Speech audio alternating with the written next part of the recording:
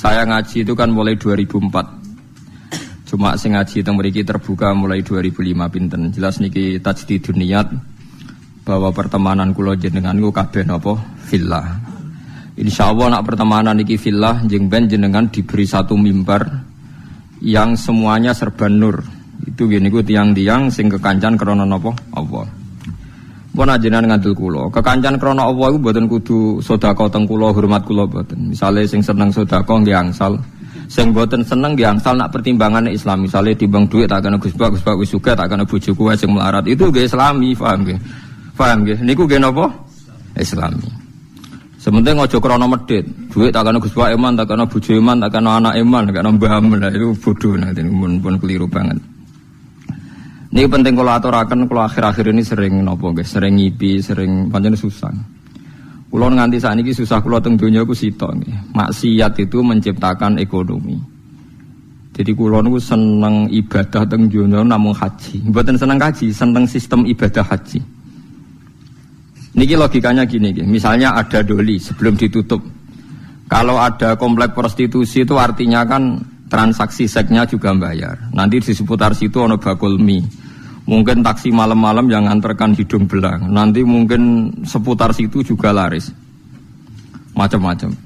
Makanya itu yang diwawancarai di Keramat Tungkak dulu di Jakarta itu lucu. Ada bakul mie itu orangnya soleh. Dia ya tidak pernah zina, ya tidak pernah apa-apa. Tapi dia bakul mie seputar situ. Ketika ditutup ditanya, kamu susah? Ya susah, sekarang sepi. Itu kan lucu. Jadi jangan kira Anda yang tidak berzina itu terus tidak memberi kontribusi. Mungkin kita supir taksi atau supir becak, paham ya? Mungkin kita punya warung seputar situ yang larisi ya orang-orang yang mau ke situ. Jadi sing iso nandingi niku namung haji. Haji itu satu-satunya ibadah sing iso nandingi gemerlap ibadah maksiat. Orang datang ke Las Vegas itu hanya berapa? Yang datang ke Hollywood hanya berapa?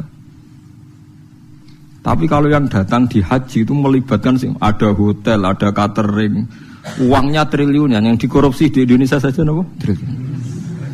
Artinya satu ibadah yang ibadah tapi nyiptakno nopo ekonomi. Selama ini ekonomi itu masih kalah dengan maksiat. Ayo penjualan tasbih mbek kondom kathah pundi. Yang bisa nandingi itu hanya nopo haji. Bahkan saya diceritani teman-teman itu yang hidup, yang sekolah di Italia itu. Vatikan itu paling susah itu mikir haji karena kota suci Roma itu tidak serame apa Ka'bah. Sama padahal agama Kristen itu lebih banyak. Artinya orang Kristen lebih banyak, lebih mapan. Tapi kok tetap rame Ka'bah ya, soalnya Ka'bah kok rame Ka'bah. Itu tidak hanya musim haji. Misa yang suci di Vatikan saja masih rame umroh. Enggak usah ditandingi haji, baru dengan umroh aja ya bisa. Bahkan penerbang-penerbang dari Inggris dari mana-mana itu nggak bisa membayangkan kalau di dunia ini tidak musim haji, karena surplusnya para pebisnis pesawat itu ya pas musim haji. Itu kan banyak yang pesawat dari Perancis, Inggris terus dilapi Garuda, dipiloti Perancis berangkat, tapi tetap supirnya saking putih Perancis. Lalu sadaqallahul azim ketika Allah dawuh ja'alallahul ka'batal Baitul Haram qiyamal linnas. Allah mboten dawuh qiyamal lil mukminin tapi qiyamal linnas. Jadi Ka'bah itu akan diciptakan Allah sebagai qiyamal linnas, saka gurune manusa. Karena sekarang sistem perdagangan di dunia itu termasuk faktori hidup itu karena musim haji dan apa? Umrah. Itu kita harus syukur. Ada ibadah sing ngasilno apa? Duit. Karena banyak maksiat yang sudah menghasilkan apa? Duit. Jadi kula suwun jenengan seneng kula seneng jenengan kabeh menapa fillah.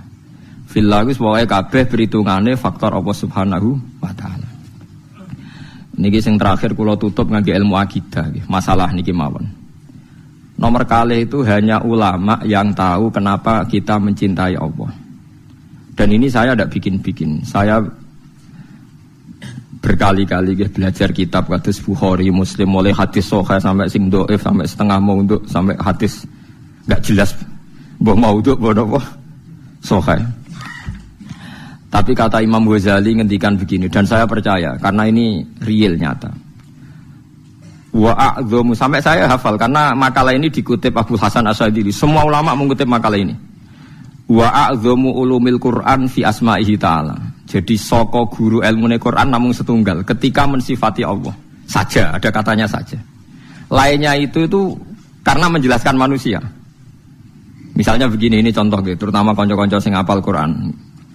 Misalnya Allah hanya dawuh datar gitu. Wa huwal ladzi yuhyi wa yumit. Wa huwa ta Allah wa alladzi dzat yuhyi kang maringi urip sapa Allah, wa yumitu lan maringi mati sapa Allah.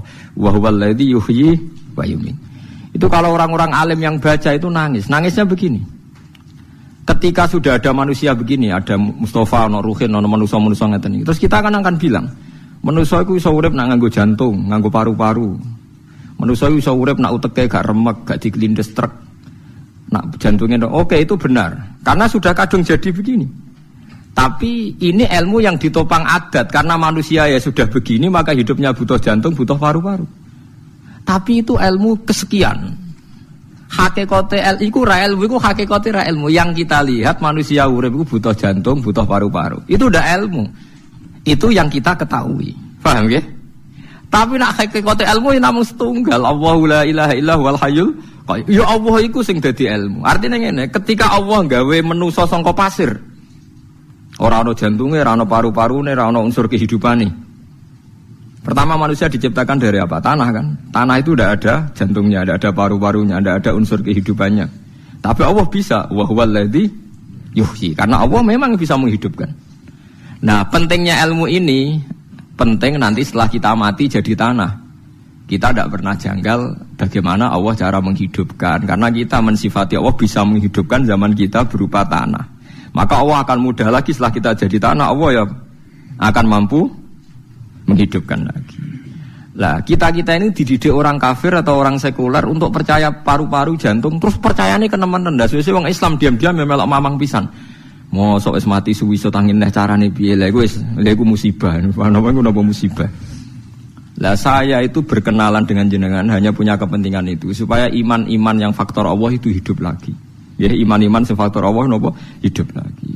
Kita bilang kalau kita tidak makan mati itu yang kita ketahui, tapi itu udah ilmu. Kita nggak akan ngomong bisa hidup itu dengan paru-paru jantung itu yang kita ketahui, tapi itu tidak ilmu. Yang benar-benar ilmu kayak wa huwal ladzi yuhyi wa yumiit. Paham tinggal maksudnya? Nah itu pentingnya kenal ulama. Nah, kalau kamu begitu berarti benar-benar mencintai Allah karena Allah kamu zat yang super, yang luar biasa. Nah tapi nak nyifati Allah kaya wong awam, carane urip piye tanpa jantung? Padha karo kene nakoki pangeran. Ndak iso tenan Gusti jenengan kula urip tanpa napa? Pangeran ibu takoki ngono gitu kan. Lah itu termasuk al-mutahabbina fillah, orang yang mencintai ulama karena ulama lah yang bisa memuji Tuhan. Mane tiyang Yahudi, tiyang Nasrani dikritik Allah wa ma qadaru wa haqqan qadri. Mereka tidak bisa menghormati Allah dengan sepenuh-penuhnya sifat Allah. Karena mereka sering mengukur kekuasaan Allah ambek yang mereka lihat. Nggih, ambek yang mereka napa? Lihat. Mulane kecilkane Quran anggo jelek wong Yahudi. Orang Yahudi itu meyakini Isa itu anak zina karena Maryam tanpa bapak kok punya anak, berarti anak nopo zina. Terus cari pangeran anggota orang Yahudi, jarene cerdas pikir kok. Cara pangeran juga gampang. Inna masalah Isa inta wahi kama salih nopo Adam. Nah Isa itu mokal mergo tanpa bapak, kudune wong Yahudi luwih ingkar anane Adam. Adam malah tanpa bapak, tambah ibu. Lah ya itu pentingnya ngaji itu sono pembanding. Jadi gue nak dewa-dewa yang Anda ketahui, Anda akan jadi kafir. Meskipun gak kafir yang tenang-tenangan, tapi kafir diam-diam. Perkara ini meragukan kekuasaannya apa? Allah.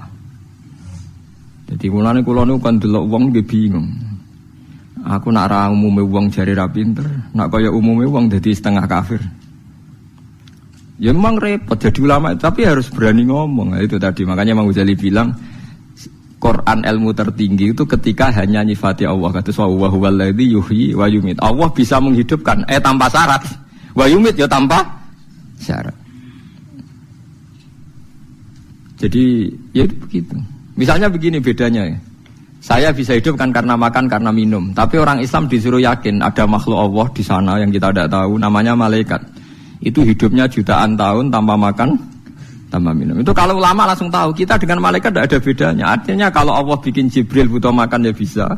Kita dijadikan kayak malaikat tanpa makan, ya bisa. Karena ujung-ujungnya keputusan tertinggi Malaikat ra butuh mangan ngono iku ya ora krana saktine malaikat tapi krana kersane Allah. Kita digawe lemah ngene iki ya ora krana kita lemah ya mergo kersane Allah. Itu disebut napa wa huwallazi yuhyi wa yumiit. Paham gini iki penting kula aturaken terus kula nggih mungkin hanya sekali niki mukadimai kitab ini sudah saya cek hadisnya. Ini kan kitab Ihya, terus yang terakhir itu sarahnya Ihya Sayyid Zabidi. Sayyid Zabidi itu yang mensarai Ihya. Kebetulan kula kemarin-kemarin itu sering menghatamkan Ihya. Urut maksudnya mboten maca acak, mboten urut. Nah, sampean kan ya ora urut ya ora hatam. Jadi artinya umpama maca ku ya mungkin tahu hatam tapi ora urut. Kayak ngaji kilatan nak ngaji hatam tapi mboten apa? Urut. Ihya itu dikarang tahun 450, beliau lahir kapundhut 505. Ora ana sing nyarai, 600 tahun enggak ada yang mensarai. Sing nembe tahun 1200 wonten sing nyarai, tiyang alim saking Yaman. Termasuk Sayyid Dzurriyyah Kanjeng Nabi ini jenis Sayyid Murtadho napa Az-Zabidi. Wonten sing maca Zubaidi, tapi kula nak maca Az-Zabidi. Nah, ketika saya baca itu terakhir beliau di kesimpulan pada akhirnya sing diridani Allah itu nanti hanya orang yang saling mencintai karena apa? Karena ini yang menciptakan agama, kata beliau, karena ini yang menciptakan apa? Agama. Sayyid Zabidi nyontohkan orang Islam yang paling fasik hukumnya gimana, ini juga ikut menciptakan agama. Ya, misalnya begini ya, di Jogja misalnya kan mayoritas Islam. Masih preman jenenge Nur Aini, engko misalnya sing wong nakal jenenge Solikati, sebagai pasti gini. Paling ndak itu kalau ditanya masjid itu roh ya ora janggal nek wong Islam. Ya kita menjadi mayoritas di Jumatan raisin, sampai sholat raisin, mereka mayoritas Islam meskipun ketemu orang-orang yang tidak nopo sholat. Tapi kalau ada misalnya hidup di Australia atau hidup di Ambon ya, namanya siapa Martinus, sopo jeneng Kristen, terus kita takok apa sholat, kita takok masjidnya rawani, wes meragukan orang ora jelas, sing ditakoki tidak nopo Islam. Tapi wong fasik sing ora salat lah asal Islam, kita takok masjid ora sungkan wong dekne Islam. Itu zaman Sidina Umar ketika apa orang fasik Islam dapat saham ghanimah, jawab Umar dapat karena memperbanyak kuantitas. Lah iku ya al-mutahabbina napa? Billah. Kula niku nate diceritani kanca-kanca tangga kula sing kerja teng Malaysia, TKI teng Malaysia. Itu pernah satu kapal itu saking banyaknya penumpang itu ada Jumatan karena pas dina Jumat. Walhasil penumpang sebagian sing non muslim gak seneng. Karena dak bawah itu dipakai Jumatan, yang tempat publik itu dipakai Jumatan. Wong Islam senengane ganggu wong ae, wong kapal wek wong akeh dienggo Jumatan. Itu sing ngomong ngono dijotosi. Sing ujure sing jotosi iku sing ora Jumatan. Dadi yo dekne ra Jumatan jagongan mek Cina. Ngono niku tangga kula. Aku ra trimo Gus tak jotos. Lah kok Jumatan nggih mboten. Jadi jangan kira orang Islam yang tidak Jumatan itu tidak bela yang apa? Jumatan. Kau dua iman, dua apa? Dua iman. Ya, Islam sing kereng-kereng ngoten niku terus salah kok sampean nggih boten. Nggih seru-serunan ngoten mawon, tapi nggih penting. Lan ngendikane sing aran hikam, umpama nure wong mukmin sing maksiat itu dipadangno iku tembus langit sampai akhir bumi. Iku mukmin sing apa? Maksiat. Mergo ana nure iman, nggih ana nure iman. Lah nure iman ngopo? Ndekne nyebut Allah. Coba yang mentabukan Tuhan Yesus itu siapa? Wong Islam sak donya mergo darani pangeran namung Allah Subhanahu wa taala. Artinya dekne duwe ketakwaan iku nyingkir liyane Allah kemungkinan menjadi Tuhan. Dia tetap ikut sebagai duta kita menafikan selain Allah kemungkinan jadi Tuhan. Soal dekne zina, maksiat, maling ya iku maksiat ngono ae, tapi tetap dekne membunuh orang mlakune teori non apa Islam. Lagi sama saya hitung secara ekonomi, muga kowe dadi pangeran. Kowe mari ora roh nek Allah ngitung permiskolan apa? Cara saya hitung cara model dagang. Sak Bantul lah misalnya contoh sak Bantul iku Islam kabeh, gak salat kabeh.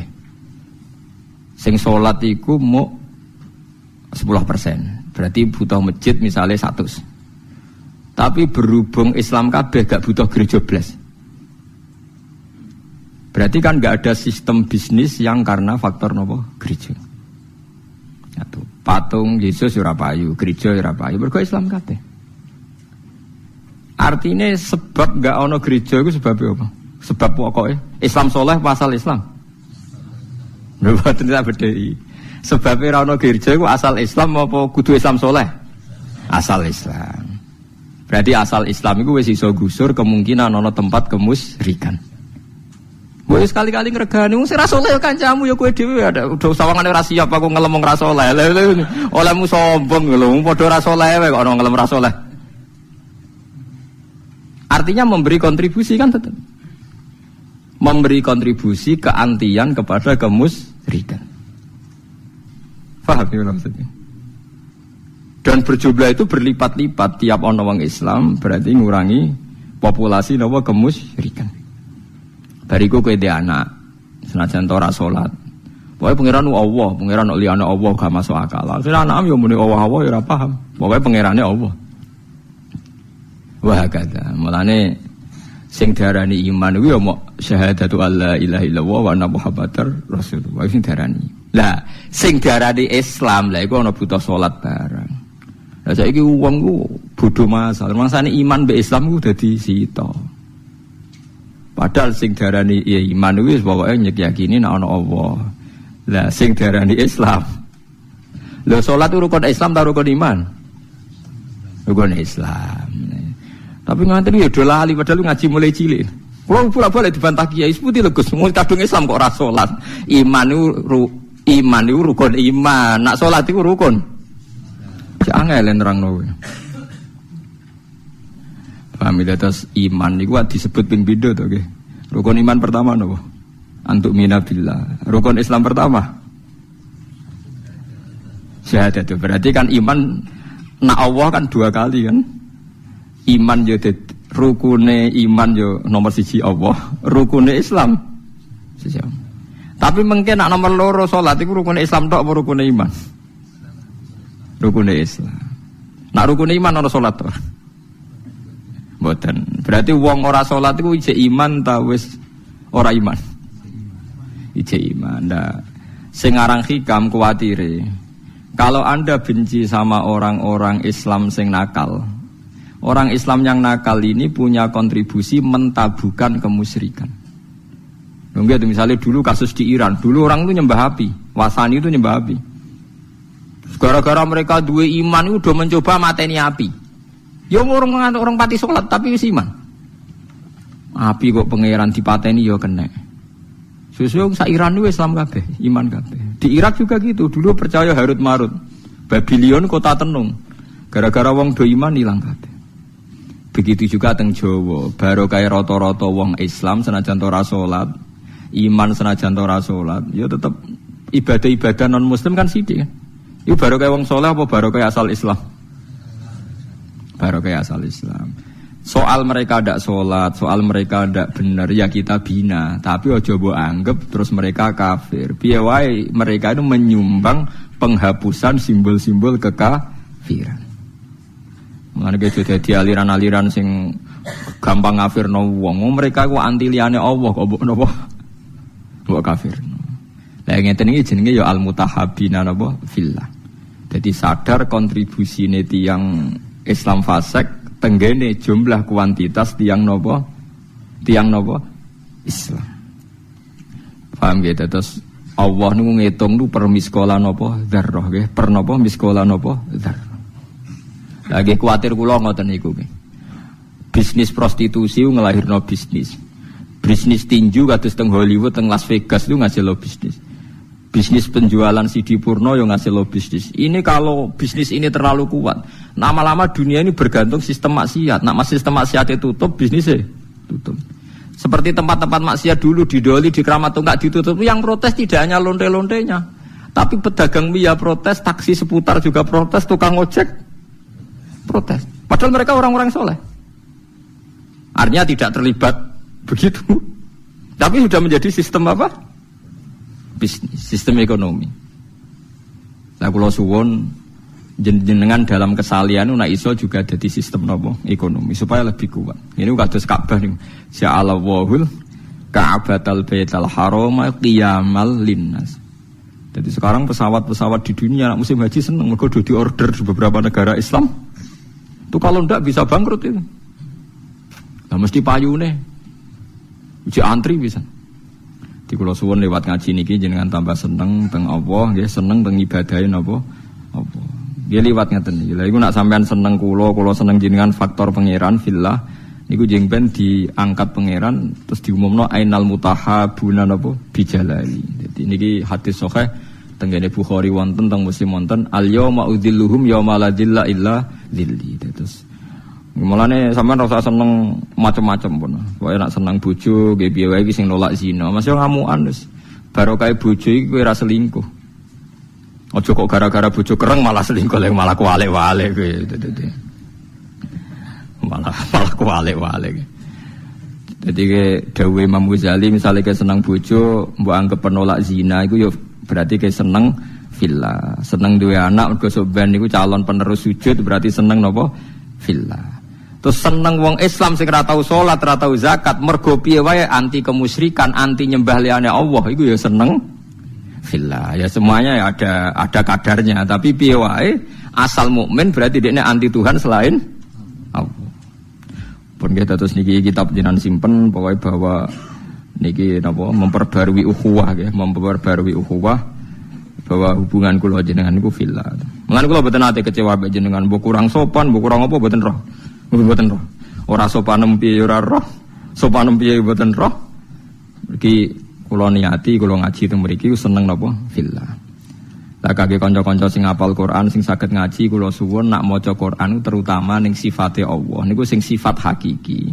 Liyane niku disebut Quran karena menjadi hukum publik. Ya kados tadi misalnya sampean jagoan mbek tiyang ditakoki. Misale Ruhin jantungnya dicoplok urip ta ora? Ya sampean jawab ya Ruhin nek jantungnya dicoplok ya mati. Nek disembelih ndase prudul mati ta ora? Ya mati. Tapi kowe ra iso nyifati Allah. Allah iso gak gawe Ruhin ndas tok urip. Tetap kita sifati saged. Ya, tetap kita sifati saged. Lah misalnya kita memaksakan, terus bayangno piye ya ndas tok urip. Ya guys saiki bayangno zaman pasir dadi Nabi Adam piye? Lah iku melane kadang Allah iku ora nyebut objek tapi mau nyebut wa huwallazi yuhyi wa yumit. Allah sing nguripno lan sing matekno gak nyebut objek. Mergo nek nyebut objek, wong ra iso bayangno ndas keputul urip, wong tanpa jantung urip. Mergo kesuwen oleh delok wong urip ku syaraté nganggo sirah. Paham ya? Tapi misale kowe dadi Nabi Adam. Misale kowe bayangno dadi Nabi Adam barang rapopo kowe bayangno dadi Nabi Adam. Tuwangi ning donya dhewean. Gusti kula king pundi? Niku lho kok pasir. Menawa Nabi Adam malah janggal. Ana wong kok ora percaya. Menawa nak ketemu pasir kok ora dadi aku ya. Mergo dekne ngerti iku jenise, napa? Mergo ngerti iku apa? Cara kowe dadi Nabi Adam dhewean. Angger dikandani pangeran niku kula urip king pundi Gusti? Iki lho kok pasir. Menawa tiap roh pasir kok gak dadi aku, malah dinteni dadine kan? Karena dia pengetahuannya tunggal. Materinya kok apa? Materinya kok apa? Pasir. Nah, makanya ilmu yang kita ketahui sekarang itu jangan menipu.